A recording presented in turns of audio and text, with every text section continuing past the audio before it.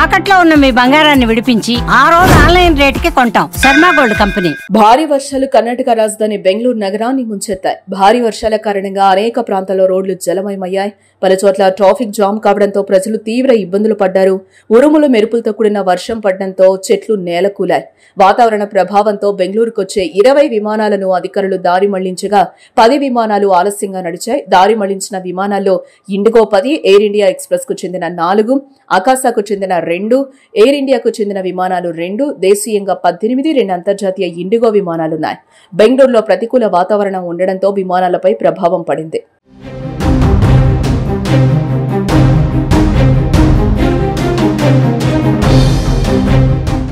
ఇక మరోపక్క నిన్న ఉదయం నుంచి బెంగళూరు నగరంలో వాతావరణం చల్లబడి వర్షం ప్రారంభమైంది. ఇన్నాళ్లు మండే ఎండలతో ఇబ్బంది పడిన బెంగళూరు వాసులు ఈ మారిన వాతావరణంతో కాస్త చల్లబడ్డారని చెప్పుకోవచ్చు. ఊపిరి పీల్చుకున్నారు. పలు ప్రాంతాల్లో ఈదురుగాలులు, భారీ వర్షాలు కురవడంతో ఎండల తీవ్రత నుంచి ఉపశమనం లభించింది. ఇక ఉదయం నెమ్మదిగా ప్రారంభమైన వర్షం కాసేపట్లో భారీ వర్షంగా మారింది. ఉరుములు మెరుపులు, వడగళ్లతో బీభత్సం సృష్టించింది. పలు చోట్ల విద్యుత్ సరఫరా నిలిచిపోయింది. బెంగళూరు రూరల్ జిల్లా హోసకోటేలో వడగళ్ల వానలు పడిన వీడియోను ఎక్స్ యూజర్ షేర్ చేశాడు. ఈదురుగాలులతో పాటు బెంగళూరు నగరంలోని ఉత్తర పశ్చిమ ప్రాంతాల్లో భారీ వర్షాలు కురిశాయి. రాబోయే 2-3 రోజుల్లో నగరం అంతటా వర్షాలు కురిసే అవకాశం ఉందని వాతావరణ శాఖ తెలిపింది.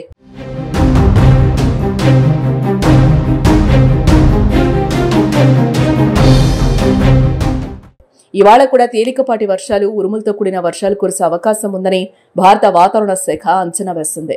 మరోపక్క ఒడిశాలో కురిసిన భారీ వర్షాల కారణంగా పలు ఘటనలో 2 వ్యక్తులు మరణించగా 67 మందికి పైగా గాయపడ్డారు. మయూర్భంజ్ జిల్లాలో 600 పైగా ఇళ్లు తీవ్రంగా దెబ్బతిన్నట్టు అధికారులు తెలిపారు. గంజాం, పూరి జిల్లాలో పిడుగుపాటుకు 2 మృతి చెందగా మయూర్భంజ్ జిల్లాలో వడగళ్ల వాన కారణంగా అనేక మంది గాయపడ్డట్లు వెల్లడించారు. మయూర్భంజ్లోని 2 అత్యంత దెబ్బతిన్న బ్లాక్ లైన్ బిసోయి, బంగిర్పోసి బ్లాకుల్లో జిల్లా యంత్రాంగం సహాయ పునరావాస కార్యకలాపాలను ప్రారంభించింది. భారీ వర్షాలు కొనసాగే అవకాశం ఉండడంతో వాతావరణ శాఖ హెచ్చరికలు జారీ చేసింది.